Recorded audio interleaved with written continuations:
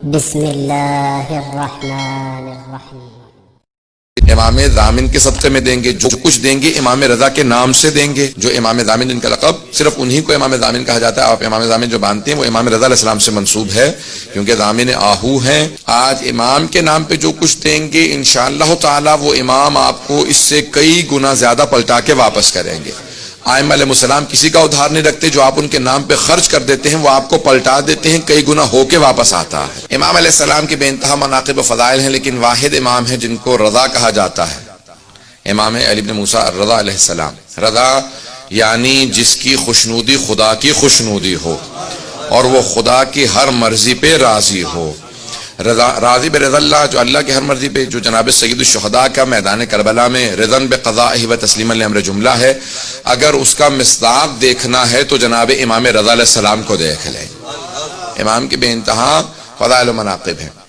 عزیزان گرامی، امام کی تاریخ کے الفاظ یہ ہیں کہ جب ایک مرتبہ مأمون ملعون جب حکومت میں آیا تو اس نے سوال کیا، جب مأمون حکومت میں آیا تو اس نے آنے کے بعد فوراً سوال کیا کہ کس کس سے میری حکومت کو خطرہ ہو سکتا ہے۔ فضل ابن ربی سے پوچھا تو اس نے کہا کہ 3 لوگوں سے تیری حکومت کو خطرہ ہو سکتا ہے۔ اس نے کہا میرے ذہن میں 2 تھے، تیرے ذہن میں کون کون ہے؟ کہا تیرا بھائی امین، کہا وہ تو بہت بے وقوف ہے، اسے میں راستے سے ہٹا دوں گا، قتل کروا دوں گا اس کو۔ دیکھیں، جو حکومت میں آتا ہے اور خدا کی خاطر حکومت نہ کرتا ہو وہ اپنوں کا بھی مخلص نہیں ہوتا۔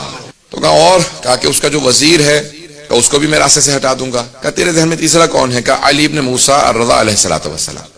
یہ کون ہے؟ ان کا میں نے نام پہلے نہیں سنا ہے۔ عزیزان گرامی، ائمہ کی ایک مظلومیت یہ ہے کہ ان کے زمانے میں افراد تھے اور انہیں نہیں جانتے تھے، آج سب جانتے ہیں، لیکن ان کے زمانے میں ائمہ کی مظلومیت یہ ہے کہ ان کو بالکل کارنر کر دیا گیا، ان کو بالکل اس طرح سے دور کر دیا گیا معاشرے سے کہ کوئی ان کے قریب نہ جائے۔ کہا یہ جو حکومت تمہارے پاس ہے تمہارے اجداد نے ان کے نام پہ حاصل کی تھی، ان کے نام پہ لوگوں کو دھوکہ دیا کہ ہم بھی آل رسول ہیں، کیونکہ رسول خدا کے چچا کے بیٹے تھے بنی عباس، عباس حضرت عباس کی نسل سے تھے، یعنی حضرت عباس چچا اموی رسول خدا، نہ حضرت عباس ابن علی ابن ابی طالب، حضرت علیہ السلام کے فرزند نہیں بلکہ جناب امیر کے چچا عباس۔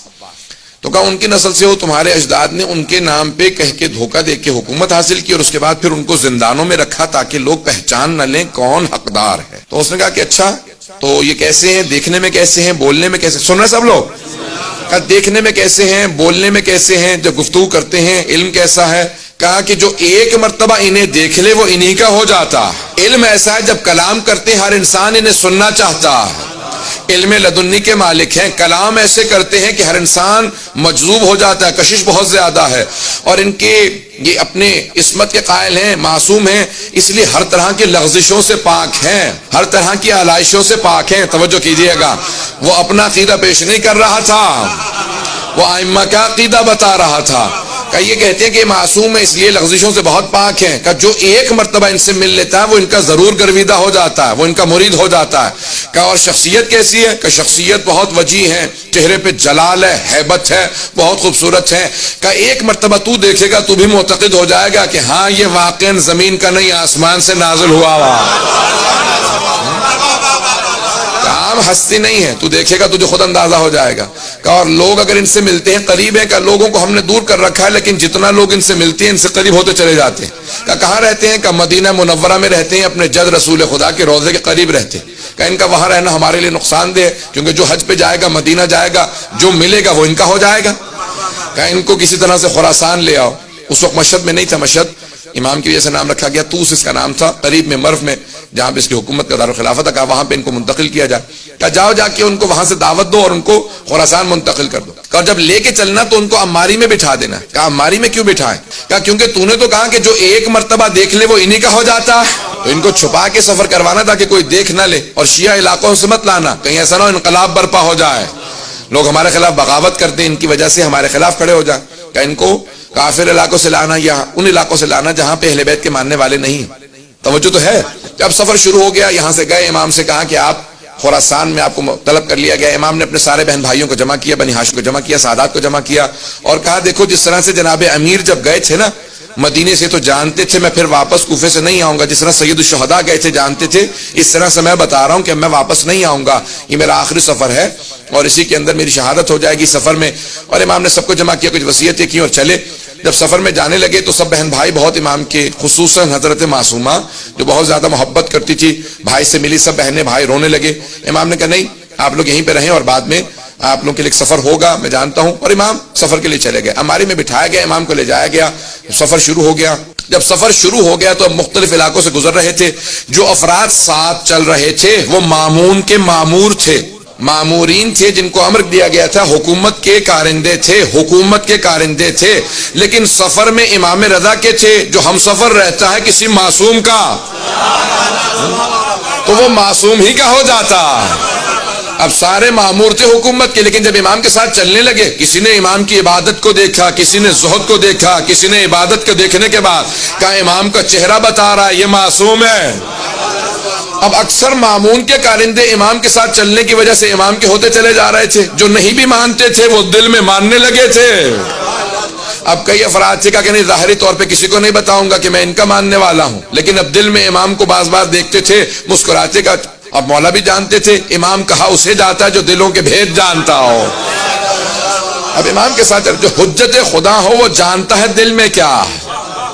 امام سفر میں ہے، مختلف سفر کے احاطوں کے اندر امام کو ایک مرتبہ نیشا پور کے اندر جب پہنچے، نیشا پور اس وقت مرکز تھا علم کا، بہت بڑے بڑے علماء شیعہ سنی وہیں نیشا پور سے گزرے ہیں، سب کے ذہنوں میں واقع ہے۔ مجھے صرف اشارہ کرنا ایک نتیجہ دینے کے لیے، اس مقام پہ 16,000 یا 18,000 محدثین جمع ہو گئے، اور سب کے سب ایک بات سوچ رہے تھے کہ عرب کا بہترین خاندان بنی ہاشم ہے، اور ایران کا جو بہترین خاندان تھا شاہی خاندان، اس کی بیوی جناب شہربانو بنی ہاشم کے بہترین حسین سے بیاہی گئی۔ آنے والا عرب و عجم کا بہترین فرد ہے۔ تو اب بہت سے لوگ محبت میں ملنے آئے تھے، بہت سے تعصب میں ملنے آئے تھے، بہت سے نیشنلزم کی وجہ سے مل رہے تھے۔ اگر توجہ ہو کہ بھی خون بہترین خون ہے، بہت سے عقیدت کی وجہ سے ہر آدمی آ رہا تھا، کوئی شیعہ تھا جو نہیں بھی تھا، کہ یہ فرزند رسول ہیں، ان سے ایک حدیث سننا چاہیں گے۔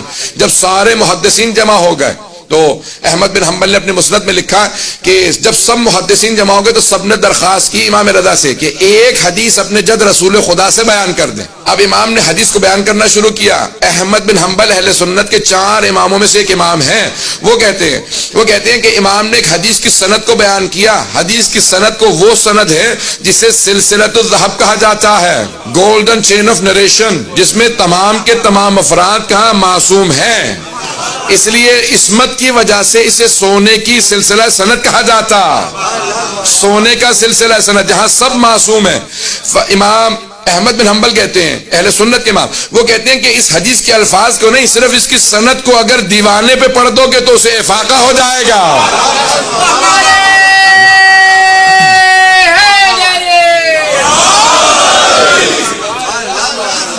اگر دیوانے پہ پڑھ دو سے افاقہ ہو جائے گا۔ کہ کیوں؟ کہ اگر بیمار پہ پڑھو گے شفا مل جائے گی۔ کہ کسی بھی مرض کے اندر کوئی مبتلا ہو، کسی بلا میں مبتلا ہو، سند کو پڑھنے کا واحد حدیث ہے جس کے سلسلہ سند میں سب کے سب معصوم ہیں۔